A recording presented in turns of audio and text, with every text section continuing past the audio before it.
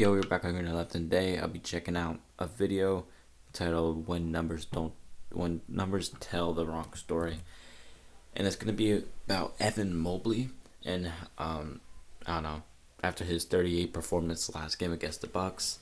A lot of the Evan Mobley critics have been, a lot of people have been going against the Evan Mobley critics, saying like, look what he can do. Um, my personal opinion is that I think for him being only a year and a half into his NBA career, I feel like a lot of people expectations for him are way too high. Although he is a number 3 overall pick, I feel like if this is his current floor, like him, like if where he's at right now is like quote unquote his floor and stuff like that, like I think he could be a serious threat going on. He's and I also feel like he's more of a impact player more than a numbers player, that's what I think this video will get into. So yeah, let's just check this out. The second thing is, when the hell is Evan Mobley? We've been waiting on Evan Mobley to take that leap, like in a conversation with elite bigs. High expectations. I'm talking about, a guy that's 18, 20, and 10, at least flirting around the DeAndre Ayton type numbers. Hold on. Yeah, that's 18, 20, and 10. That's a little bit. That 18, 20, and 10 as a year and a half, second year rookie is kind of big shoes to fill, Perk. I don't know what you were talking about, but DeAndre Ayton's averaging 18 points, 10 rebounds, and 2 assists per game. And Mobley, despite limited offensive growth this year, is averaging 15, 9, and 3. And, of course, Mobley's calling card is his defense. Anyway, this came right after... And also, like, especially the whole rebounds, like, Evan Mobley's doing that while he's also sharing the boards with Jarrett Allen. And yeah, like as he said, Evan Mobley is mostly there for defense.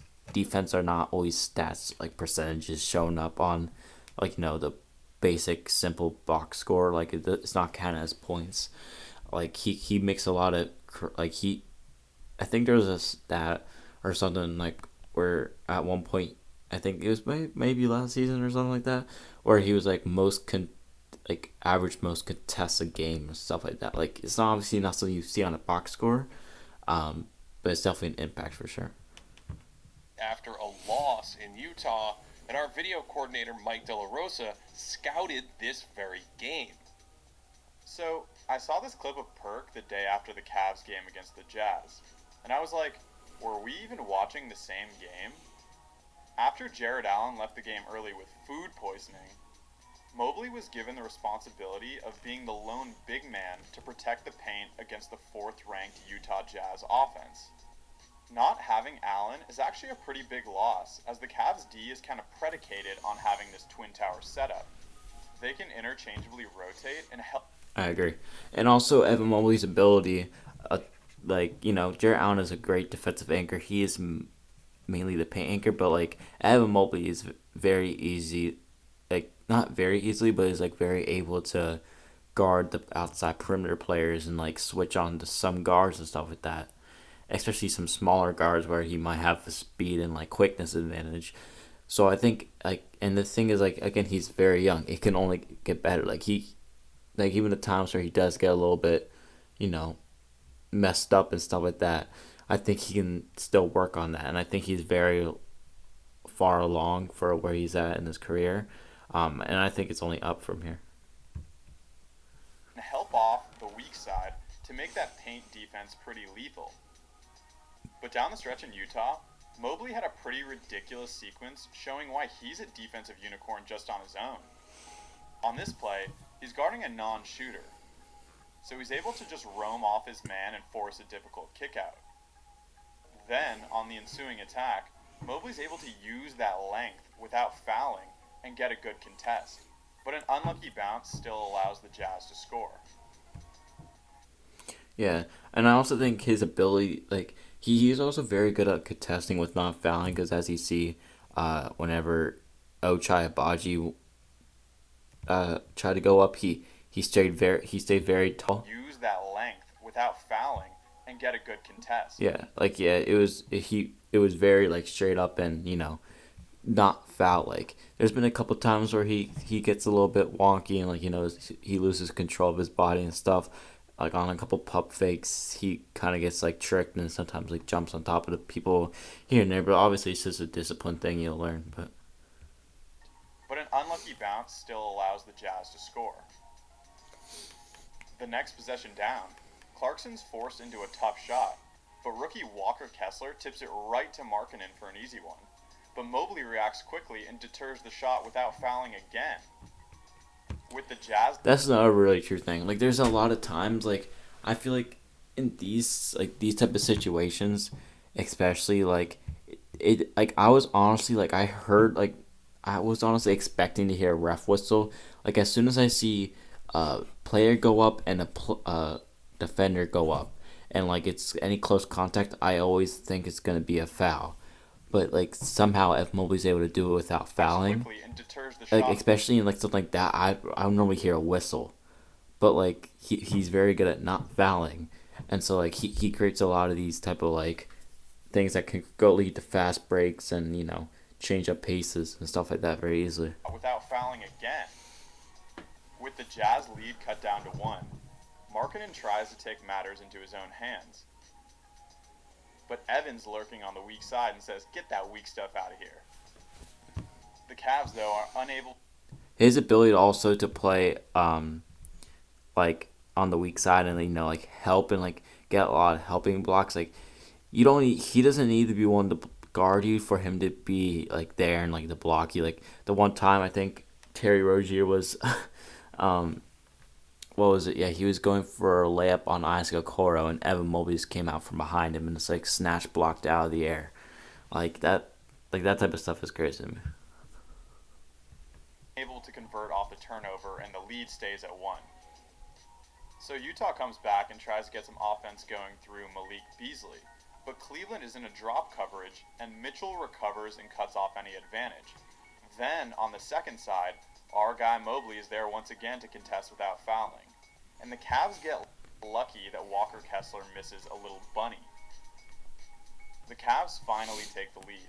And on the ensuing defensive trip, the Jazz try to put Garland and Mobley. Oh yeah, by the way, shout out to Thing in basketball. That's the one who's doing this talking over and all that, by the way. I don't know, I just forgot about that, but yeah, I'm not trying to take anything, all credit to him. Mobley in a pick and roll. Mobley is near the level of the screen, in sort of a high drop coverage. This allows him to contain Mike Conley's pull-up three-point shooting. So Conley's forced to... Yeah, his height definitely helps out a lot. Pass, but Mobley absorbs the bump from him and explodes for a massive rejection. Yeah, Evan Mobley does not seem to be afraid of any contact. Like, I don't know. And I think as soon as, like, if he does get into the gym, get a little bit more muscle on him, like a little more stronger, like if he were somehow to develop like a Giannis like build, which I feel like a lot of people are giving him that Giannis expectation.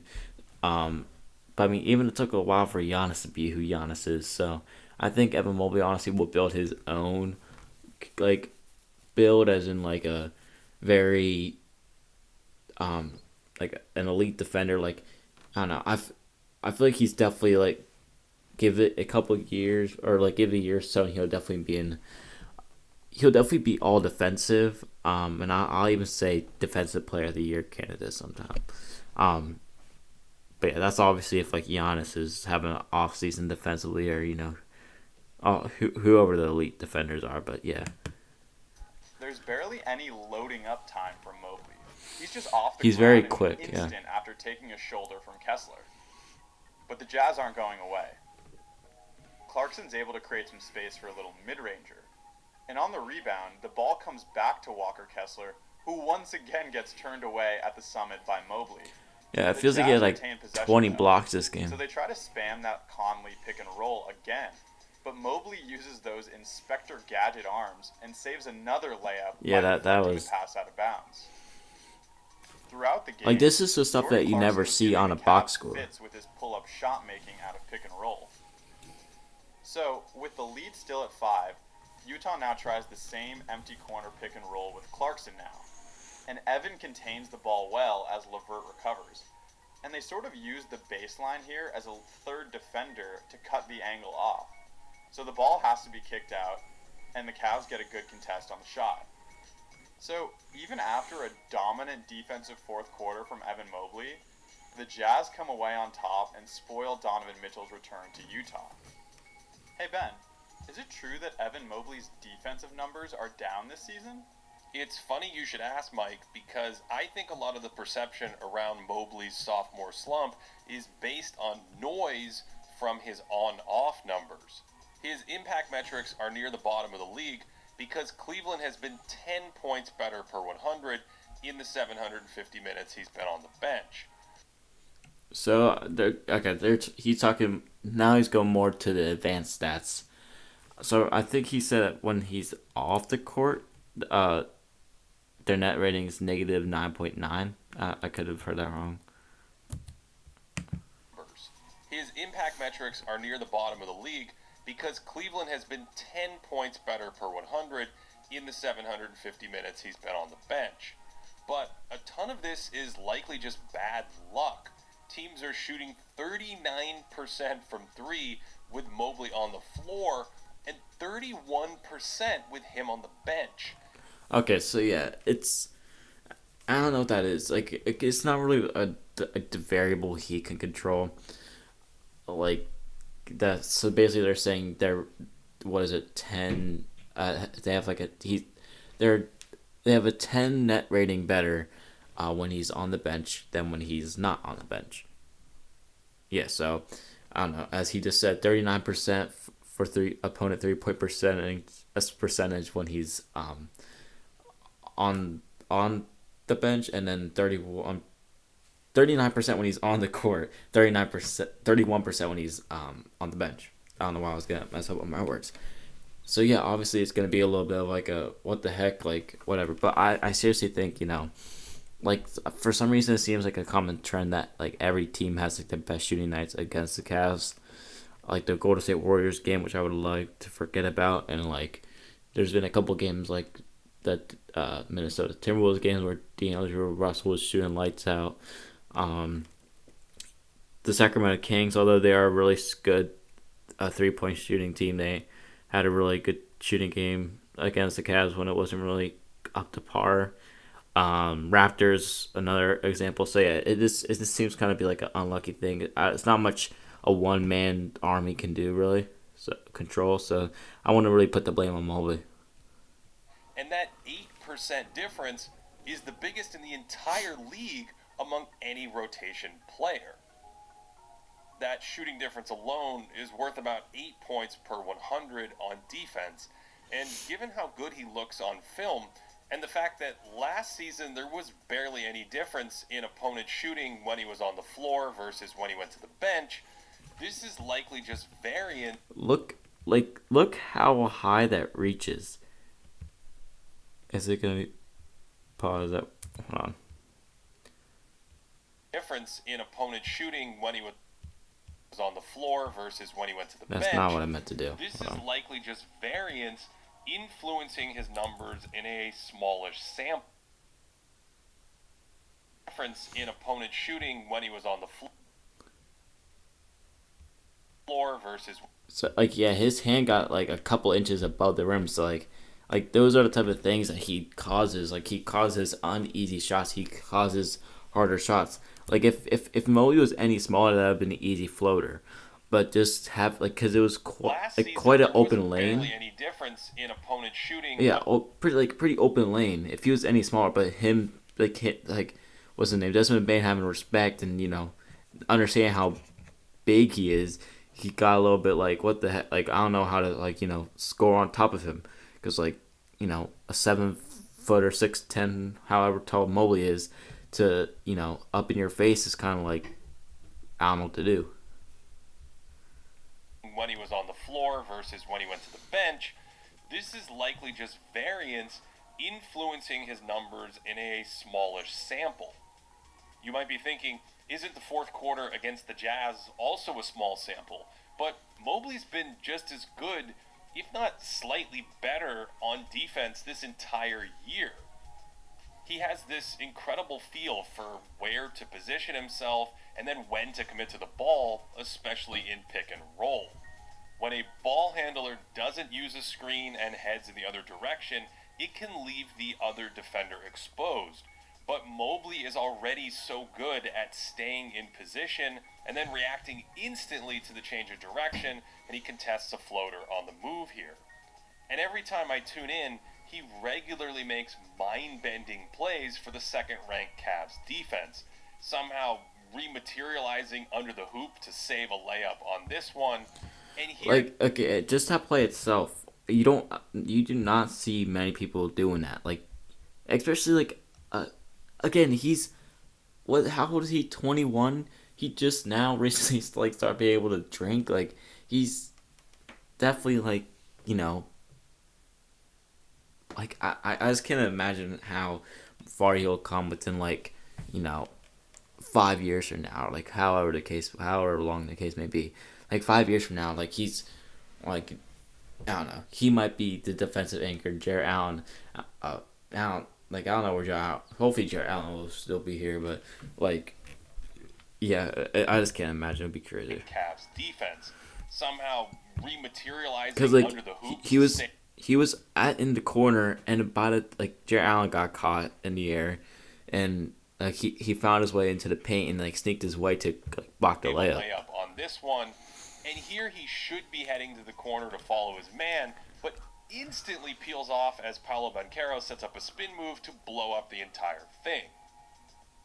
Right after that Jazz game, I was scouting the Grizzlies, and Mobley again jumped off the screen. He showed that great sense in pick and roll of when to contain the ball and then when to release back to his original man. And he slid way over to help on this one to make John Morant look like a third grader. In the first half, Jarrett he just does so Jr. many like little with a things. strong left-handed finish.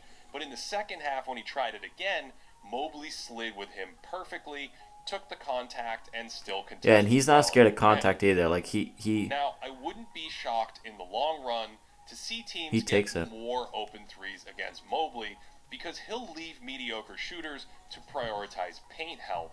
But in the long run, those numbers should even out, and his defensive metrics will take off as a result. Those overall plus-minus numbers are part of many one-number metrics that make it look like he's slumping this season. His outside shooting is a concern to me, but growth isn't a linear process, and his promising traits on that end are his instinctive passing and connective tissue finishing game that fits. And that's the other thing. I think he's personally an underrated passer. Like, there's been a couple times, I think I probably talked about this in a video or so before. But yeah, how he does like, alley-oops to Jarrett Allen, and like he's very good at finding people. Jarrett Allen also, I believe, is a very underrated passer as well. But yeah, like what I like about Evan Mobley is that he's not scared. He's like confident in taking shots. Although like him taking his 3-pointers, they don't fall all the time. But on the times they do it, gives him a little more confidence. And like there's been a couple times, or honestly I think it was maybe like once or twice, where he hit a 3 like down the stretch in the game. That was like a pretty big play. So he's not scared to shoot when it matters and all that. So it's definitely good things. I think shooting is always something you can work on, and I don't know, his whole paint game with his like like mid-range fade away and like all that type of stuff. I think he's definitely progressing. It's well on high-end teams, and those moments are definitely still there. Yeah, that play, like that move he does is very good. Better to me this year, and his flashes of unicorn dominance in the Utah game are in line with what we'd expect from a future defensive player of the year. And along with some noisy stats, I think that's a big part of what's missing in the conversation right now about Evan Mobley. If you want more content, check out Pate. I completely agree with what Thinking Basketball is talking about. I think Kendrick Perkins is just a box score watcher. And yeah, I don't know. Obviously, Kendrick Perkins is very obviously educated on basketball because, he played basketball. He is an analyst for NBA TV or whatever, First Take. But Yeah, I think honestly, I don't know, people need to, watch more of Evan Mobley to really understand what he does and, give him time. Because, like, putting all that pressure on, someone that's a year and a half into the league. Like, I rarely see the actual rookie of the year, Scotty Barnes. Like, obviously, yeah, he's having a rough sophomore season. But, like, I feel like Evan Mobley's getting more bashed and stuff like that, which I really don't understand why. But, yeah. Yeah, I hope you guys did enjoy. I'm excited to see this Cavs game that's going to be on in 30 minutes against the New York Knicks. Hopefully, it's much better than the last game against the Knicks. And yeah, all right. Hope you guys did enjoy. If you did, please remember to drop a like and subscribe. I'll see you guys next time. Peace.